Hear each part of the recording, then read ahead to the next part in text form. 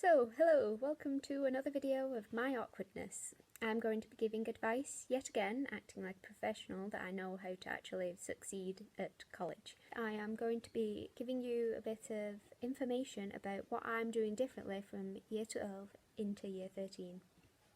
So, as you know, I'm in year 13, so hopefully this will be my last year at college before I start university, if things go to plan. If they don't go to plan, then I will die. Being in year 13 is quite different to being in year 12. So when I started year 12, I didn't go to my high school doesn't have like an extra sixth formy bit in it, so I had to go to a completely different college.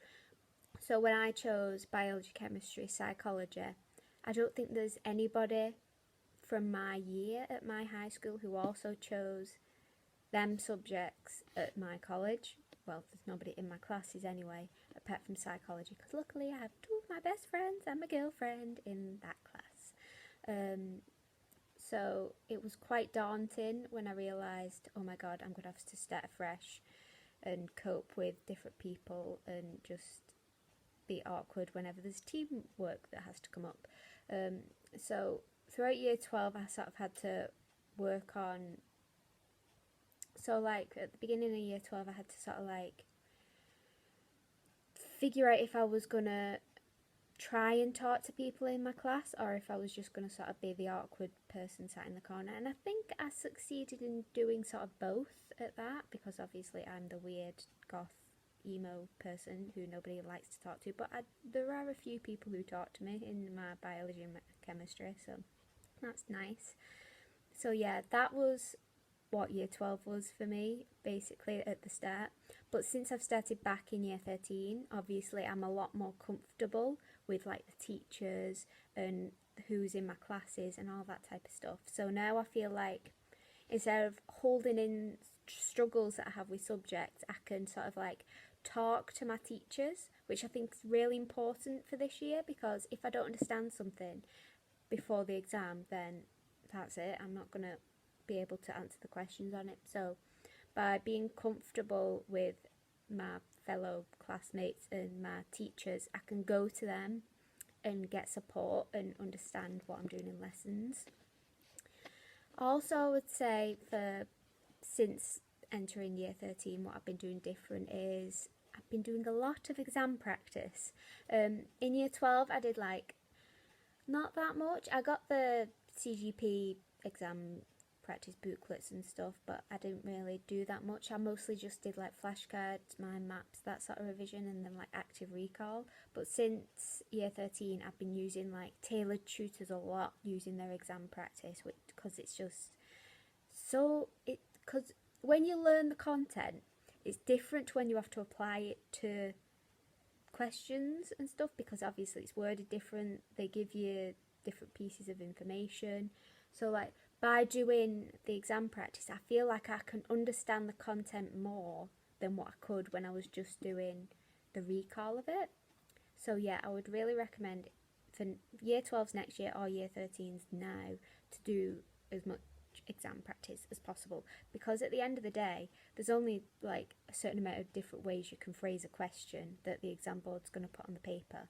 So if you sort of get the technique down, you'll be able to apply it to the different worded questions in the actual exam.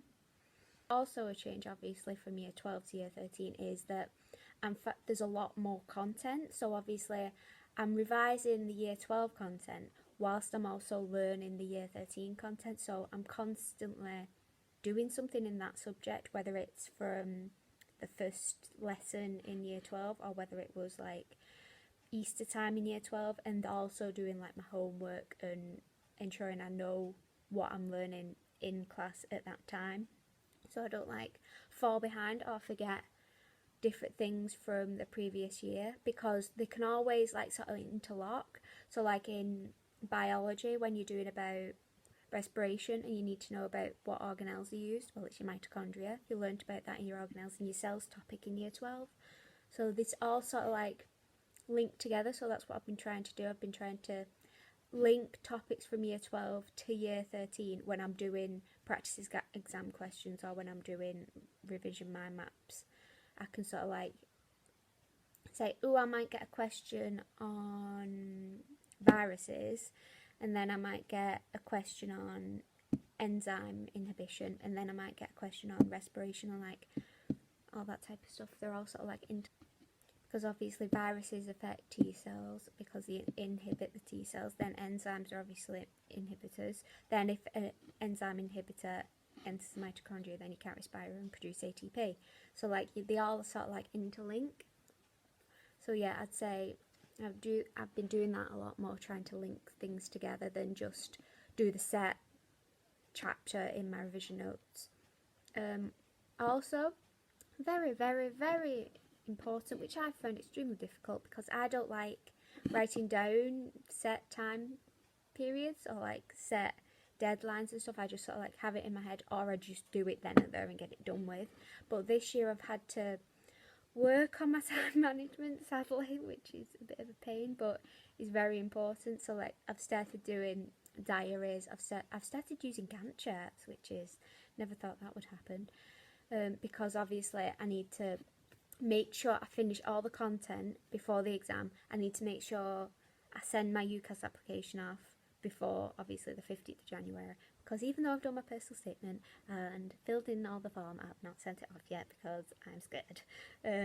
So yeah, also with like time management, you also need to account for not just college. Obviously now I've got a job, I work at the weekend, so I'm going to have to work around my job to do my revision and my homework and things. I've also got to account for like if anything happens like health wise. You can't just sort of like leave all your homework to the last minute and then suddenly, oh, I'm too tired, I need to go to sleep, I can't do any of my homework, or oop, I don't feel well, I'm being sick, I've got flu, that oh no, I can't revise for the mock.